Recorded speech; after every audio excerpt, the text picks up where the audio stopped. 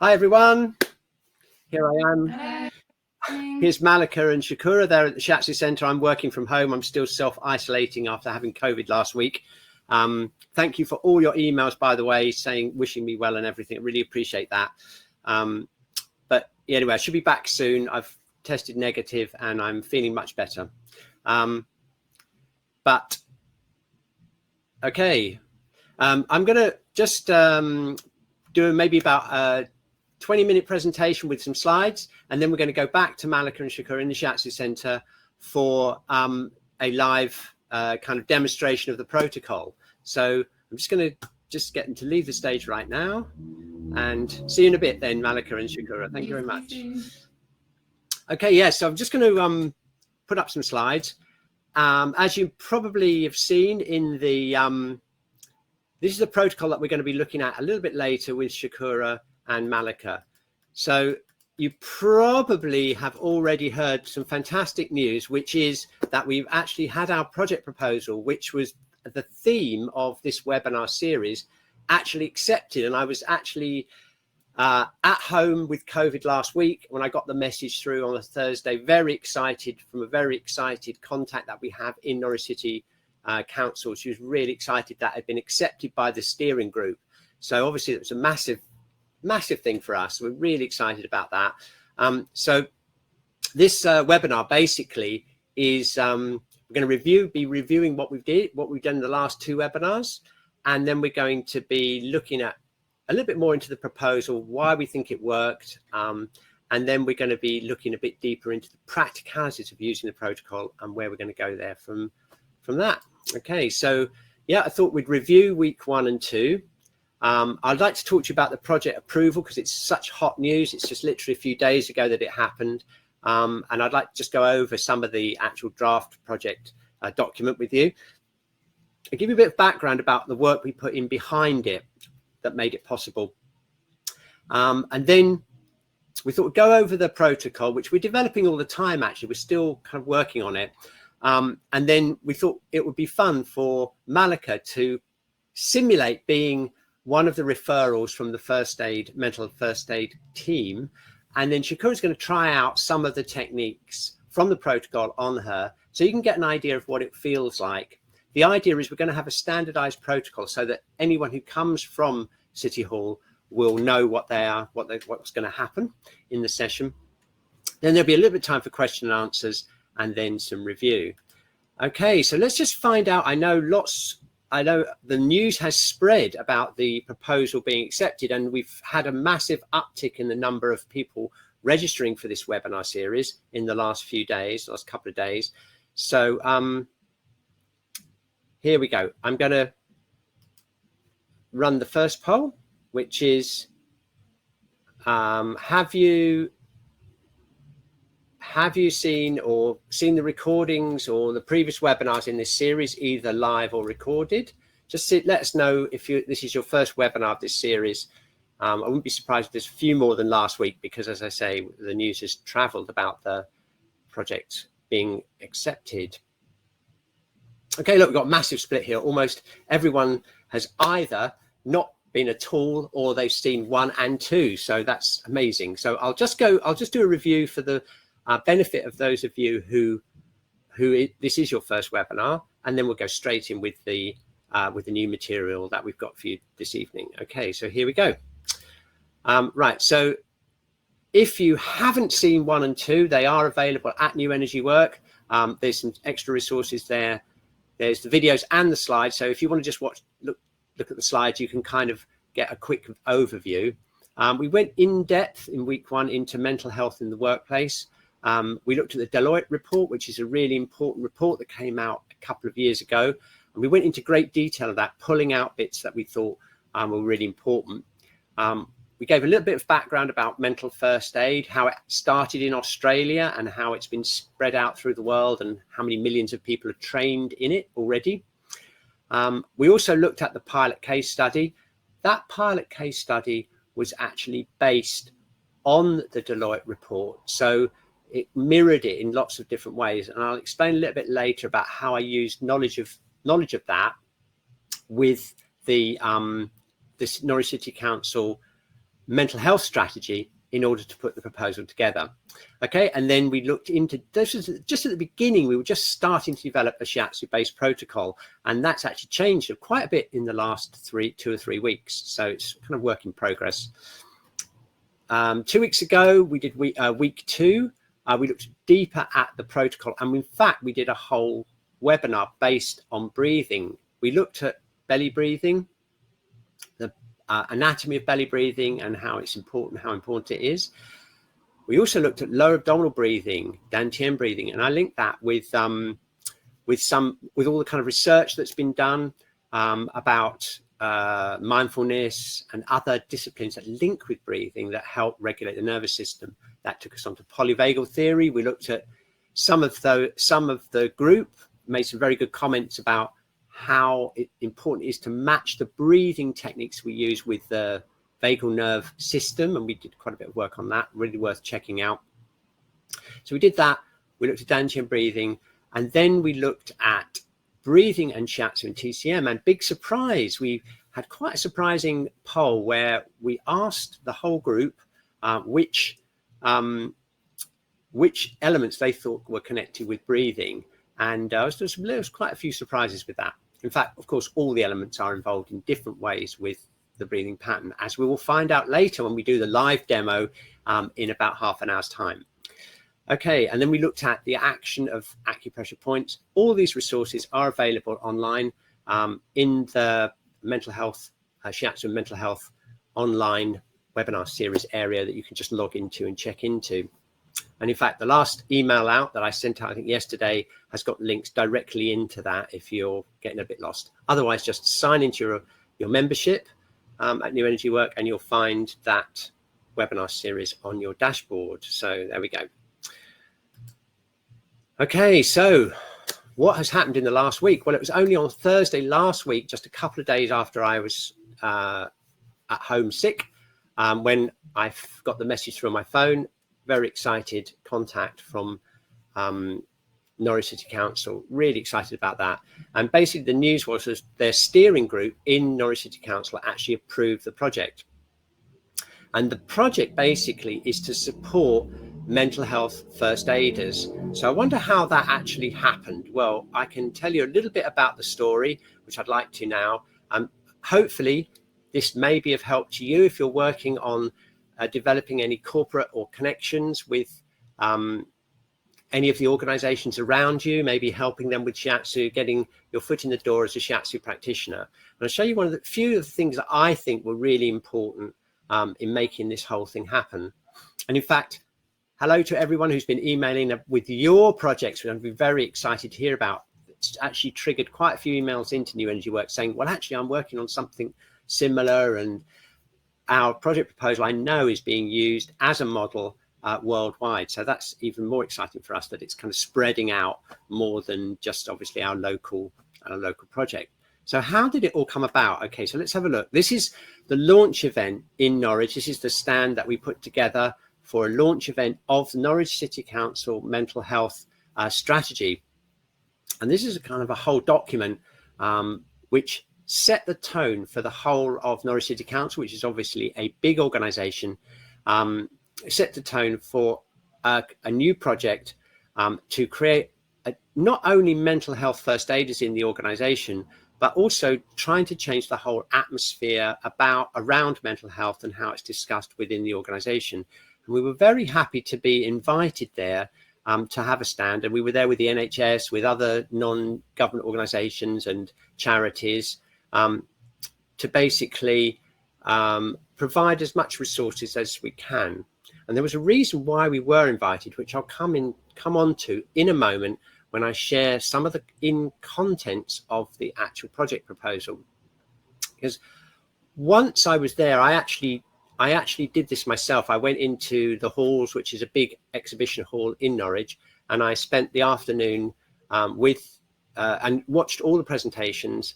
And I met a lot of the other people that had stands there, and I met a lot of people from the council as well by being there.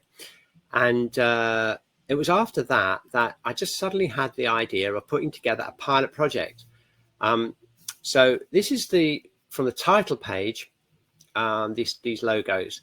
And basically what I decided to do was just go a little bit deeper in to the whole thing. So I read the Norwich. I spent an entire day, actually. I came into the Shiatsu and I spent an entire day reading through the Norwich City Council Mental Wellbeing Strategy, which is quite a big document, and it's a superbly put together document, with lots of references about mental health, links to the Deloitte report.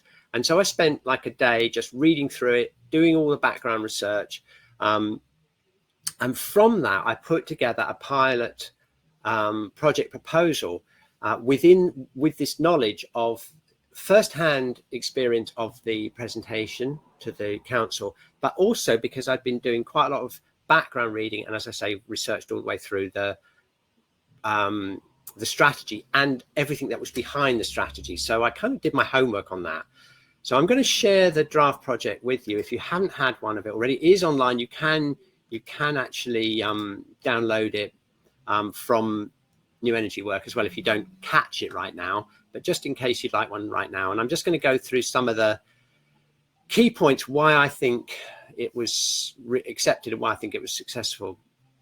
Okay, first of all, a lot of it is to do with people, and I prepared this for Helen Beeson, who's in the management in Norwich City Council, and she's a very big fan of the Shiatsu Centre through her own experience, which she actually presented in front of the whole council in this big exhibition hall. She actually kind of name-checked the Shiatsu Centre.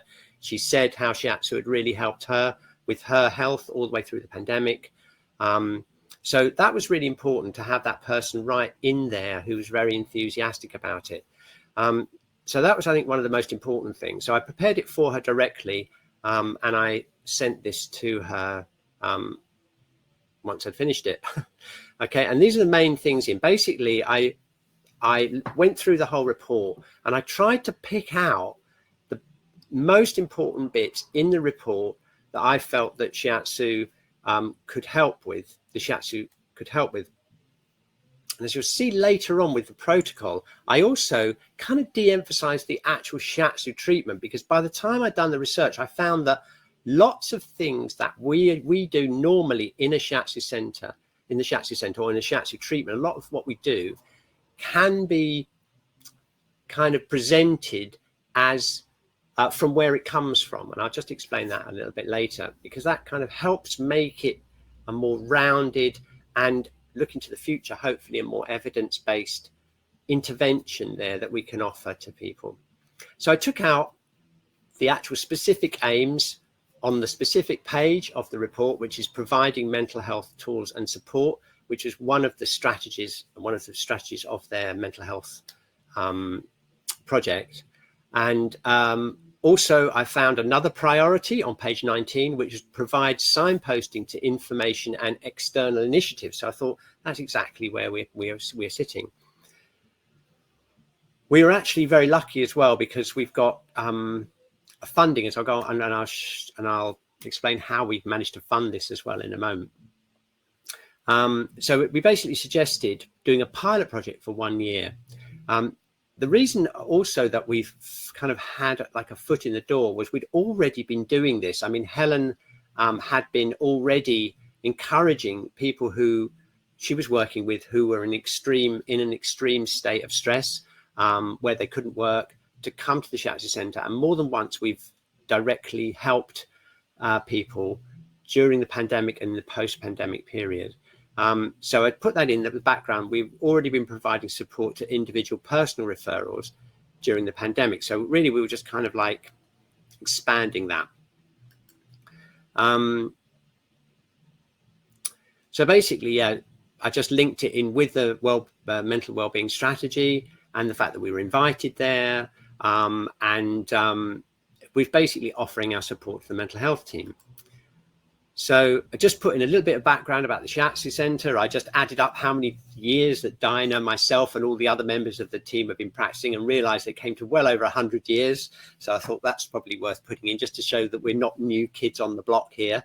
And also, because we've all been doing so much research into stress and stuff like that, I thought it's important to just say that we've been receiving postgraduate training in treating stress and anxiety. So we have specialisms in this. And this is, I think, the protocol that really helped more than anything, because what I thought I'd do is de-emphasize the fact that it's centrally a Shiatsu session and put it together as something that's basically a well-rounded protocol that has well-researched methods in it that we do without kind of even thinking. This was one of the biggest things that I found out with the research, is that I kept finding things. Harvard Medical School, evidence-based mindfulness, evidence-based somatic this, evidence-based this, evidence-based that. And I just thought, wait a minute, we just do that every day. We're the experts in doing that. And Harvard Medical School are selling ebooks about this. It's our stuff. This is our stuff. I just thought it's time we kind of took ownership of all these techniques, which is really our bread and butter and something that we're very proficient in doing. So the first thing is really basic, health questionnaire, confidentiality, and that's all around the issue of a safe space, creating a safe space for the session to take place.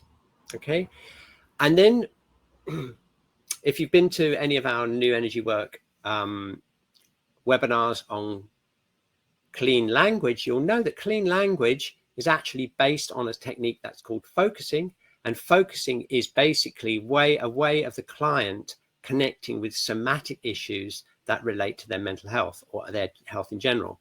So I thought I'd put that in because that's something that we do a lot of in the Shiatsu Center. So I thought I'd start off with just saying that assessment of the somatic effects of the client mental health issues, which is part of the questioning that we do. We find out how they're feeling, how it's affecting their body, how the interface is between their mental state and their body. Guided focusing. This is something that we do, and a really important thing, which is partly to do with the clean language, by getting them to by asking things like the location question, which is an important part of clean questioning. So, which is the question that says, okay, this blah, blah, blah, blah, blah, where exactly is it? And this again takes the client in on an internal journey to find out more about their introception, okay, which is really important. We did a lot about that in part 1 and 2, introception. Okay, so then one of the things we do a lot of, and we're going to make it central to the protocol because of the important link between the nervous system and the breathing pattern and the breathing rhythm, is that we put in assessment of one-to-one coaching on the client's breathing pattern. And that led us into another level of depth of research, which is beyond just basic belly breathing, which is also, of course, very important, diaphragmatic breathing. We did a whole session on this on the last webinar, webinar number 2, if you've missed that one. But we also took that a little bit further, because that links with a guided focusing. So hopefully we'll be able to demonstrate that a little bit later on when we get Shakur and Malika to show you some of the techniques that we use, because this is something that we do a lot, especially with highly stressed clients who are finding it difficult to tune in introspectively to the inside of their body.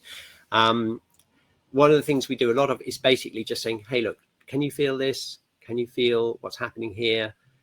Tuning into this, breathe into this area, releasing this area, comparing it before and after, all those kind of guides to introception. And using that combination of the breathing pattern and introception, we have a lot of techniques there based on the Dantian style breathing, which is directing attention and key into different parts of the body. There's a whole massive load of stuff we can do based on that, but we can tailor that to the individual client. Okay, and then finally, only at number 5, once that's all been set up and we've got a really nice kind of holding space there with a lot of really familiar evidence-based types of approaches, including all of this introception, the focusing, the breathing, only then do we go into the Shiatsu session, by which time hopefully the client will be halfway there anyway. This is the idea. So that was the idea behind the protocol, to make it look more well-rounded.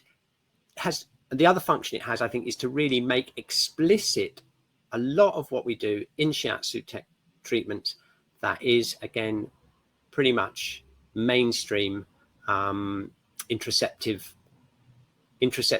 stress management. Okay, then of course the budget is really important. So what we did with the budget is we're very lucky in the Shiatsu Center because of all the work we did supporting our community in the pandemic. We've actually got a group of people in our community who contribute to our Angels Fund, and our Angels Fund is basically to supply us with funds to either treat clients who can't afford it or in crisis, but also it helps us because it enables us to do things like this, which is to fund innovative projects which will ripple out and create a lot more, a lot of good in the community. So basically the idea is we're going to just fund like one emergency session a month, which we're going to treat as an emergency, and we're going to roll those forward to a maximum of 3 monthly sessions going forwards if they're not used in that month.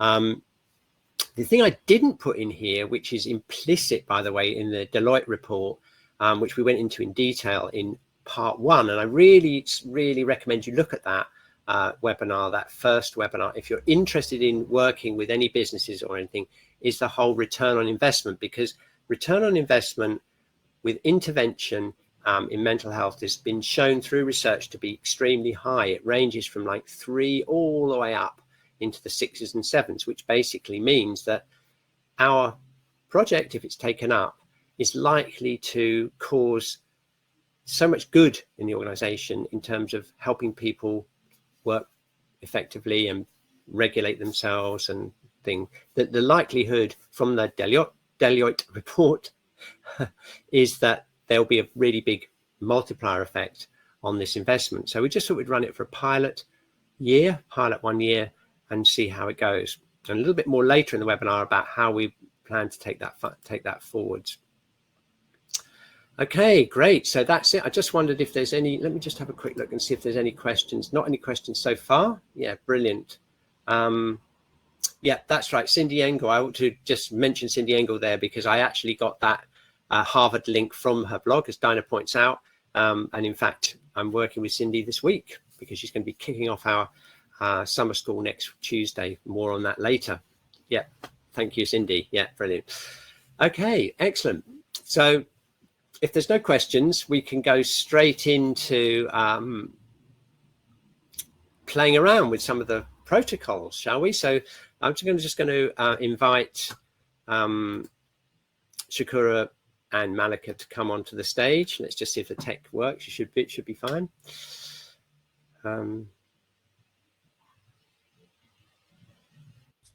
Hey, you're there. I'll just get rid of the thing. Get rid of this for now. Okay, so are you happy to help us by just trying out some of the protocol and see what it feels like? Absolutely. Great, thank you so much. And of course, Malika, you're an experienced Shiatsu receiver, as well as having a lot of TCM knowledge. So you're probably very well qualified to be our model.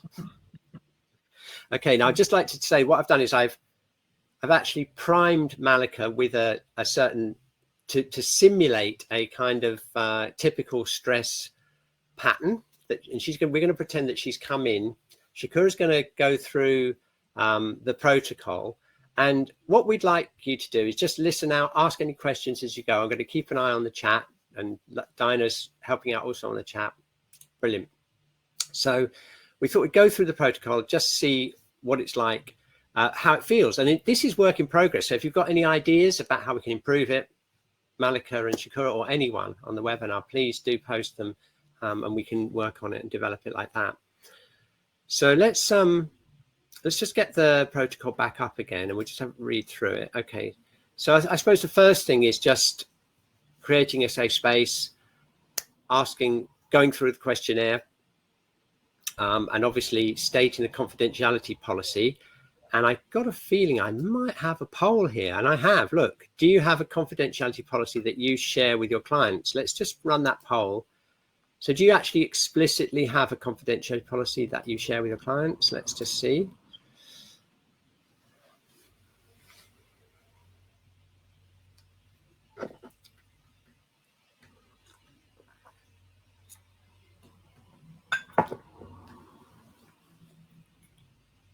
Okay, that's really interesting. Look, we've got over half the group don't actually have an explicit confidentiality policy. So I just wonder what you think about that, Shakura and Malika, in terms of just, you imagine that you're just coming in, you've never heard of really Shiatsu, you've been sent by an organization because they think you can be helped. How important do you think it is? Would you think it would be important for you if you were coming into that situation? What do you think? Yeah, I think especially as we're connected with another organization. I think generally when people come and see us, they probably have never met us before, so they probably kind of already have that trust that whatever is said in the session will never go out of the session. Whereas, I feel like we need to make more of a point of it now, because obviously, it's sort of, they've been encouraged to come by the Norwich City Council, so we just need them to know that absolutely whatever gets said in the session stays in the room. I feel like that would be very important, especially as probably a lot of stress is caused by their work dynamics. Yeah. So, yeah.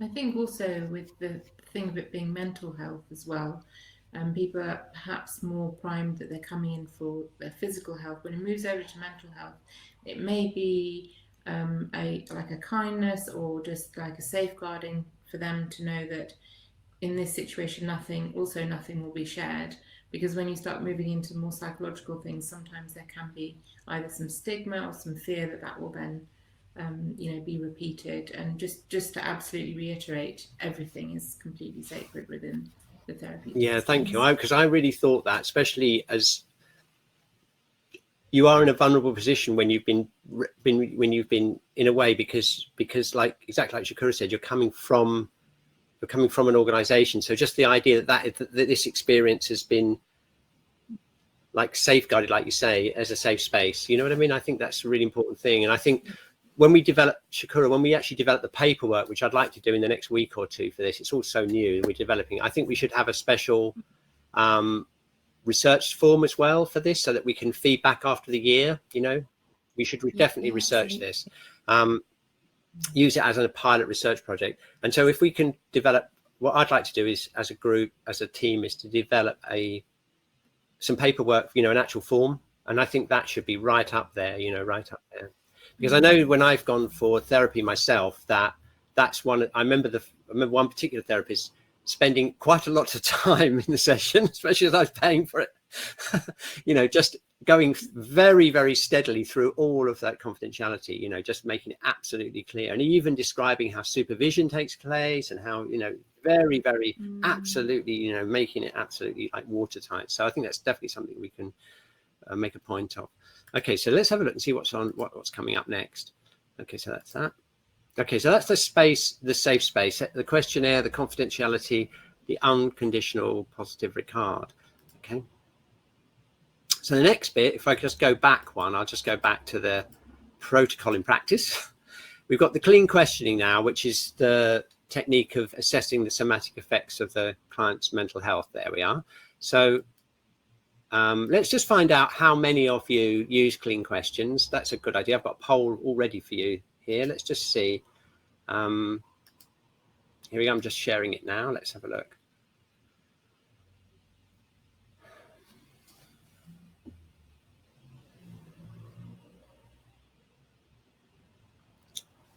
Okay, good. So we're pushing on an open door here, with the vast majority of you already using clean questions, 80%. So that's really good.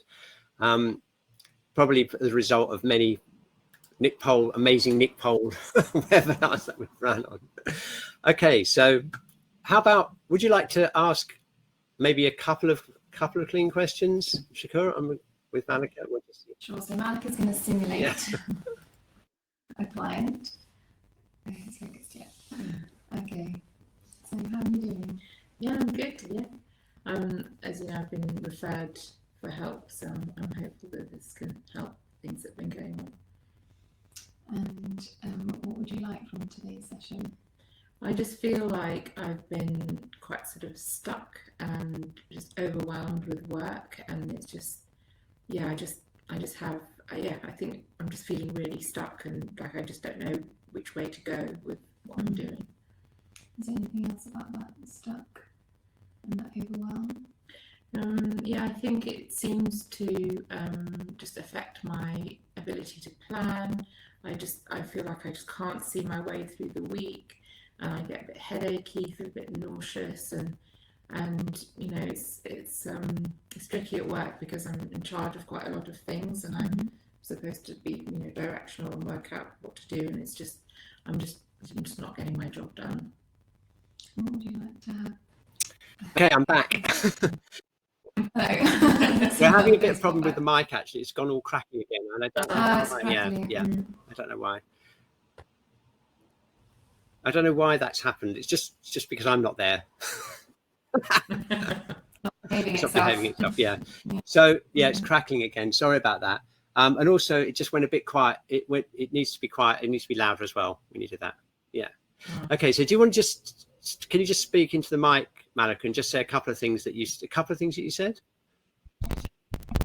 Yeah, it's this sense of feeling stuck. Could I just ask you one thing? Could you just make sure that the lead in the mic is fixed properly into the mic underneath? Yeah, the light's on. Is it definitely? It's definitely in okay. Yeah. No. Can you just make sure that the lead is absolutely fixed right into it? Is it okay? Yeah. It's just that they do sometimes come loose. Sorry. Yeah. Okay. Yeah. Go on. Sorry, Malika. There's a sense of feeling stuck, not sure which way to turn in my work, and I'm in charge of lots of planning, and I can't really see my way through the week. I get a bit brain fog, maybe a bit headachy, and a bit nauseous with it, and I'm just not getting my job. I just can't get my job done. I'm not being efficient at work. Okay, so if anyone's got any ideas of which element that might be, you can always put it in the chat, and we can see what that is. Okay, great. So let's just see what we've got next on as part of the protocol. Okay, so here we go. The reason we like clean questions is that they're client-centered. Well done, Jane. Yeah, Jane's posted already. She's got it in one. Yeah, client-centered. It also brings self-awareness. It's a form of focusing, as we mentioned before, which is, again, a very big field, and it's very well researched. So that's why we like it. And also it introduces somatic awareness. So that's what we like about it. Okay, so let's see what's next. Okay, so now we go on to the basic belly breathing, right, which we can do. And I think what we'll do is I'll just find out. I've got the poll. I want to just see whether you teach your own clients belly breathing often, sometimes, or not at all. Okay. So I've got that poll right here. Let's just run that.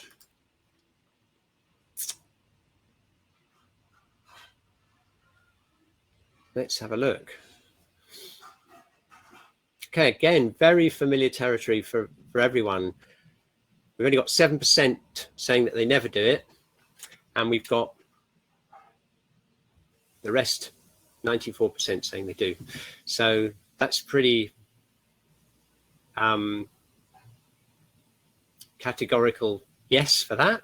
So I just wanted to would you like to I tell you what, just so that we can minimize the crackling mic, I'll just talk you through it, and you can maybe demo it, and we just see what happens.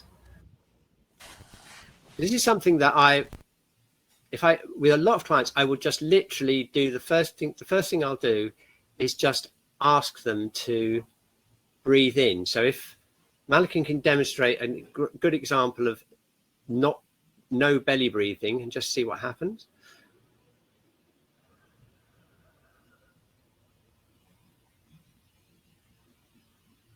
Okay, hopefully you can see that her energy is really high up, and she's breathing right into this area here. Okay, so we thought the next thing we'd do is we'd see what happens when Shakura tries to help Malika with her belly breathing, bearing in mind the fact that she has got this, as it's been correctly pointed out. I think the first person, Jane, said, sounds like liver and gallbladder to me, which is the main pathology we're getting her to model. Let's just see what happens. Let's see how successful you can be, Shakura, in teaching Malika the belly breathing. So do you want to try it? Yeah. So Malika, we're going to try some abdominal breathing. So we're going to take, as you breathe in, you can imagine you're breathing in a light, bright, into your lower abdomen. So I'm just going to place my hands on the top and just below. Does that feel comfortable for you? So as you breathe in, you try and fill the space between. Okay, so Shakura is just getting her to fill the space between the hands. So yeah, that's it. Right. Yeah. And on each in-breath, if you imagine that light or that breath is trickling down and filling up the space even more. Imagine your rib cage opening on the in-breath and then closing on the out-breath. Great.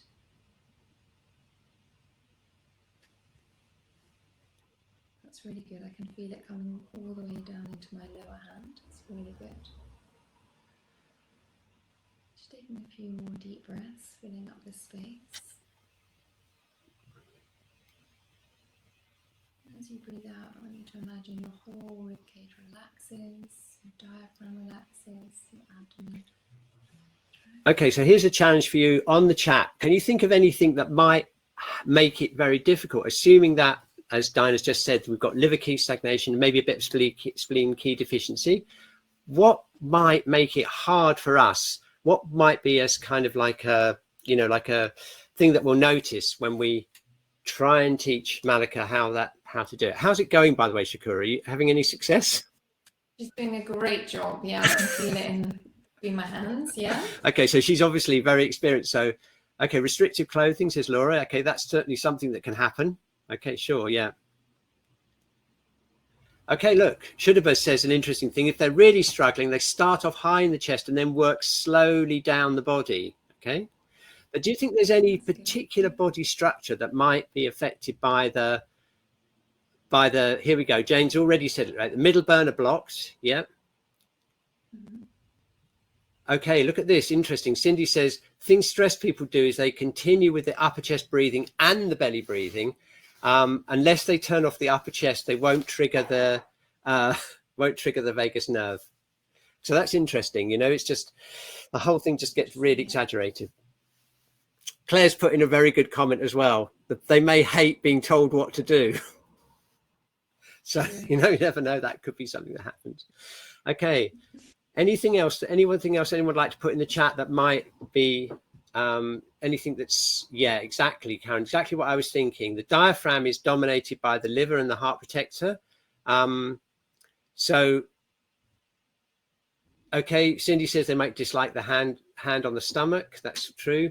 A lot of people are now saying diaphragm, and that's really, really important. Yeah, the diaphragm's directly connected to the heart protector and the liver channel. And I've noticed that with many clients, that you'll start working with them. You'll start encouraging the lower abdominal breathing, and you'll realize that it's just obstructed either through the intercostal muscles or the diaphragm itself. Okay. Laura says they might be scared to change their breathing.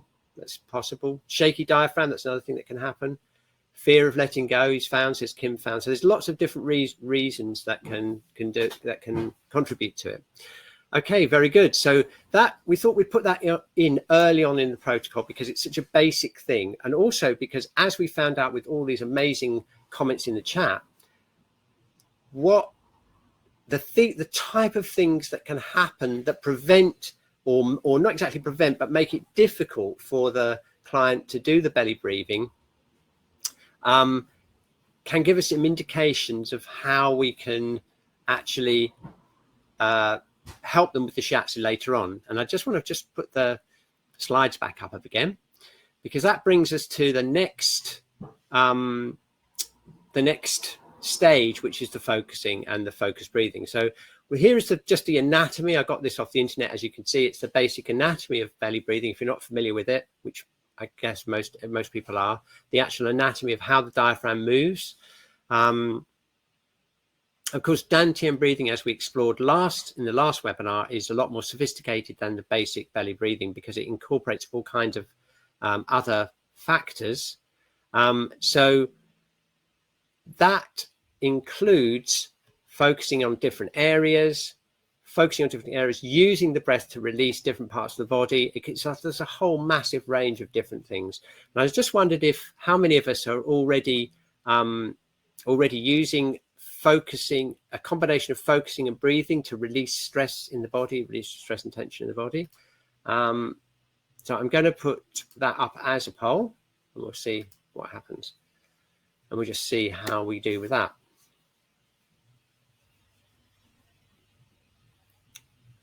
Okay, pretty much the same as with the belly breathing. There we are. So in fact, it's slightly more using the focused breathing. So it's obviously a well-used technique. So let's see what we've got next.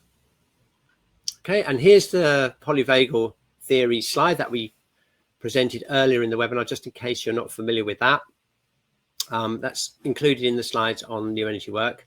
And that's really important. It links directly in with Cindy's helpful input there about the vagus nerve and how we're trying to deactivate them out of the sympathetic nervous system state there.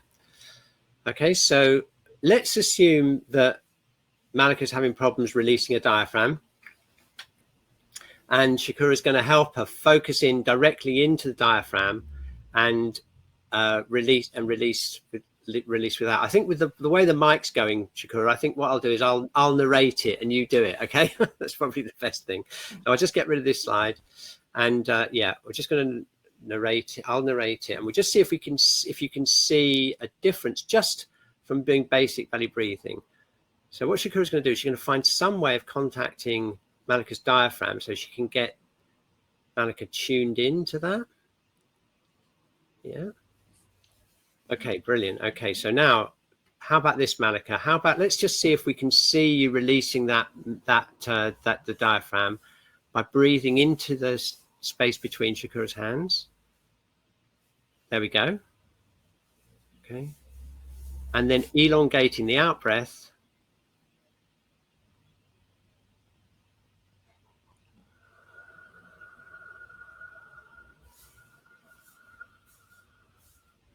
Brilliant. Okay, so let's just try another 2 or 3 breaths like that.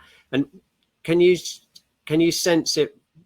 Either of you sense it releasing as you're breathing out?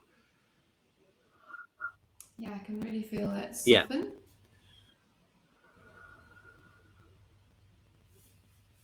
Okay, and that's just one example of a guided technique, and we use that all the time. It's something I use with my clients a lot, and you can focus it in on any part of the body. And of course, once we start bringing the TCM and the internal energetics, we can start using it directly with the clients too. So let's just pop the slides up again. Okay, and this is again something that's really useful for engaging the client. And I think really, I think one of the main things about these mental health first aid sessions is they're different in a way from a regular shiatsu session, in the sense that we've just got that one session with them, assuming that they don't come back for follow-ups, to basically give a client a takeaway as much as we can so that they can regulate their own internal environment. And personally, from my own experience, one of the best ways to do that is to actually guide them through and actually empower them to be able to tune in and work on themselves. And I can remember doing a session, I think it was only a few weeks ago, which was particularly effective with the client, where I suggested that they just every day repeat the exercise and imagine my hands were where they were. So I just imagine like where Shakura's hands were. Just imagine where they are and repeat the exercise. And the feedback I got just 1 week later was that it really worked. It was really useful. And that they found that they could do they were surprised to find that they could do exactly the same, have exactly the same results without me being there, which I think is a great sort of kind of takeaway there. And so that basically that's the idea, is to empower the client to control their own stress response via self-regulation. Okay, so we come on to the 5th. And here's our slide about interoception. This is a useful slide maybe to just even show clients who are not really aware of it. Again, I got this straight off the internet, and it emphasizes the self-regulation aspect of it. Okay, so the next question is, finally, you see, we've come to the actual shiatsu session, which is where we do the hara diagnosis. Okay, there's a few questions. Oh, the questions are stacking up, actually, so I think we better leave at least 10 minutes to do the question. I'm going to run this poll now, the final poll, which is, how would you rate your knowledge of the relationship between the meridians and the stress response? That's basically what I'm really asking you is, if you've got a client with mental health issues, they come in, you get a hara diagnosis, how confident are you in connecting up the nervous system responses, the classic stress responses, with the meridian functions? So let's see what we've got here. Okay, great, really good. Okay, and thank you for those of you just who said none. I don't actually believe you if you none is anyway. But yeah, what I would suggest is, if you've got some knowledge or you just voting for none, is definitely check out some of the things we've been doing on new energy work. We've done some really quite in-depth webinar series and online resources on shiatsu and regulating stress, anxiety and stress over the pandemic, and we've gone into a lot of depth there, and there's a lot of resources there that are available as part of the free membership, so I would really recommend that. Okay, so finally we come to the shiatsu treatment. Obviously what we'd do then is we would use the meridian resonances to check the connections between the meridians. If you look at the online resources that we've got, you can link those meridians directly to the nervous system response, and then engaging the client, I think, is a really important thing, especially when you get clients who have no interoceptive awareness at all, which is more likely to happen when you've got people coming in a stress state. Perhaps they've been referred, they're not familiar with shiatsu and that kind of world. That's more likely to happen, that we'll need to actively engage them in exploring the interoception. So I think actually, Shakura and Malik, if you don't mind, as we've got quite an expert and good knowledge there, is I think I'll just spend the last 10 minutes maybe answering questions, and then we'll just finish up in about 10 minutes, if that's okay. So I'm just going to stop sharing and go over to the questions, of which we have 7. So let me just have a look and see what we've got. Oh, Biggie asked a question, but I've missed what she was actually saying, so I may have to look at the chat and see what that is. All right, here's some questions. Here we are. Like this, Cindy's just made a comment. Really, stress is often considered a weakness, so they might not want anyone to know at work. That's a really good point, Cindy, and that's one of the things that really impressed me about the whole atmosphere of the mental health strategy. The CEO of the Norwich City Council went in front of the whole of the halls in Norwich, which is a massive, great conference hall, and he actually shared his own experience of mental health, which I thought was an amazingly brave thing to do, and it really set the tone for the whole thing. So hopefully in the organization that's going to okay, Cindy said, another comment from Cindy, there's going to be lots more than one person a month. Is it able to grow? Well, I really hope so, yeah. And the idea is to do a pilot project that we can fund through the Angels Project. If we can convince them about the return on investment, you can see that that's going to be, I think, very attractive for a big organization to take up, especially as we've got all of the reports, we've got the research behind us, and we linked it in really closely with their strategy. So, okay, let's have a look. Jane's got this. Okay. Yes, exactly, Jane. And that's one of the things that we mentioned in the second webinar. Yeah, that's very important. That the whole holding the stomach in thing is an important resistant thing to belly breathing. And we've dealt with that in quite a lot of detail in webinar 2, if you check that recording out, but it's a really good point.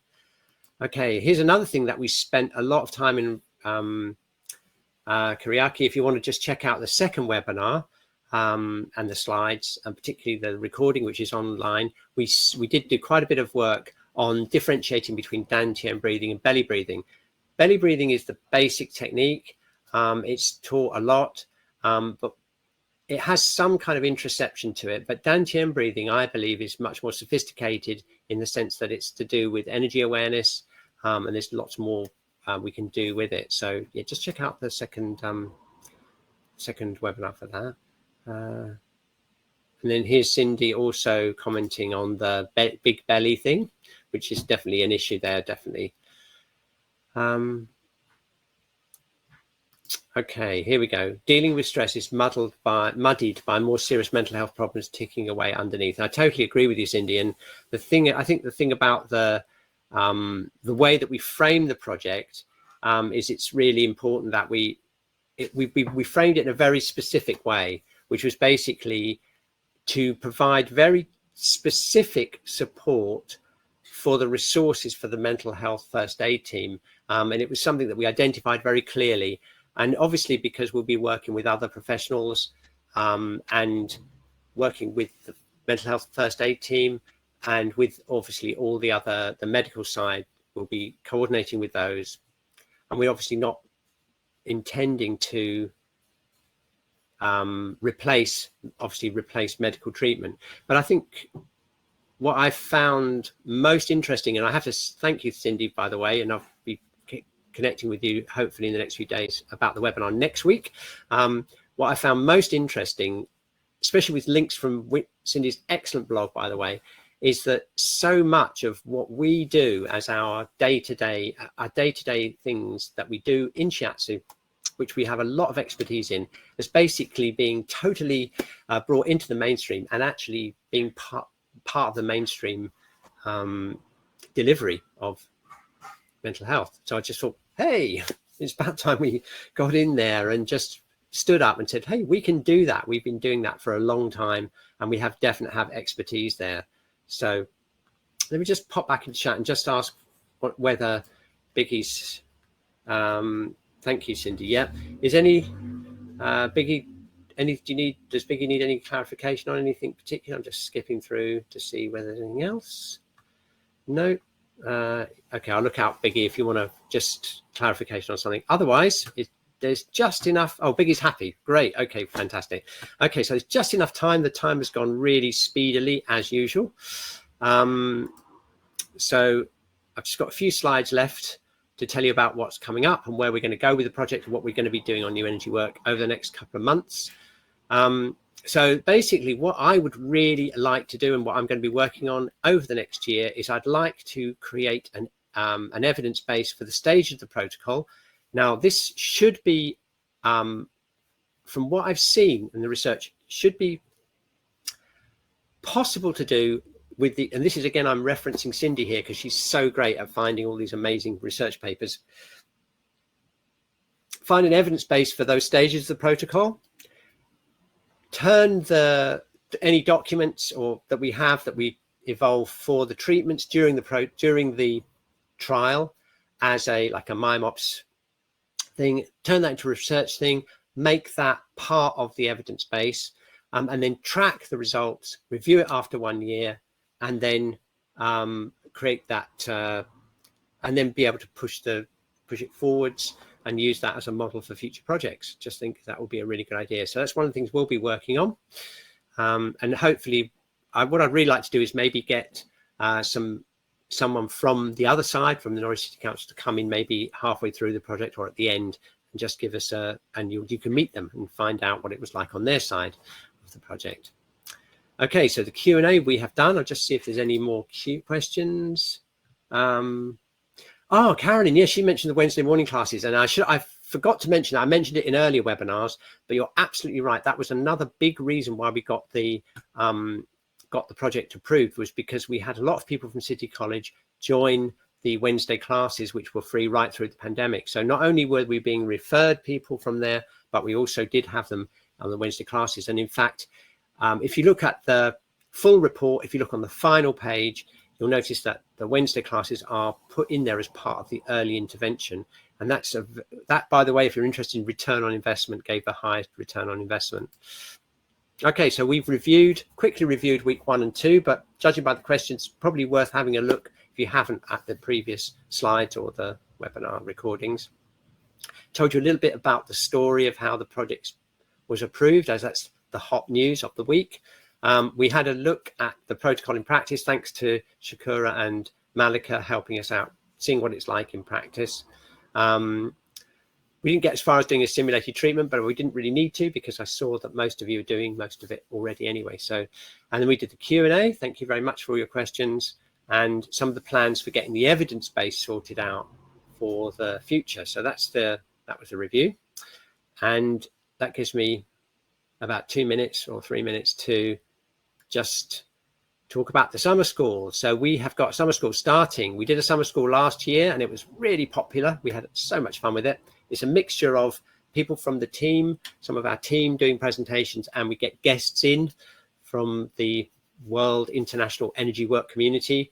And we've got an all-star cast this summer school. I'm just putting the final stuff together, and in the next day or two you'll be getting an email in your inbox, so check it out.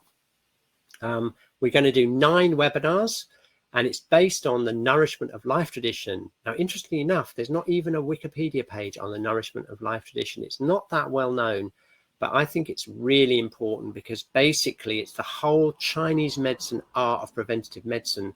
And very happy to say that Peter Dedman is going to be presenting on the 4th webinar, and he wrote this book, Live Long, Live Well, which is the first really in-depth book on the Nourishment of Life tradition.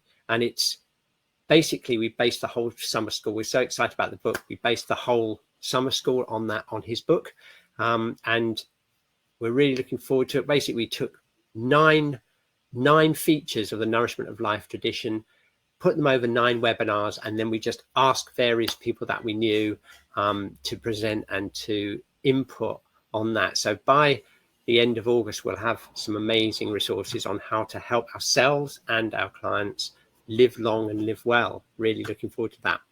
So yeah, that's going to be coming up starting next Tuesday.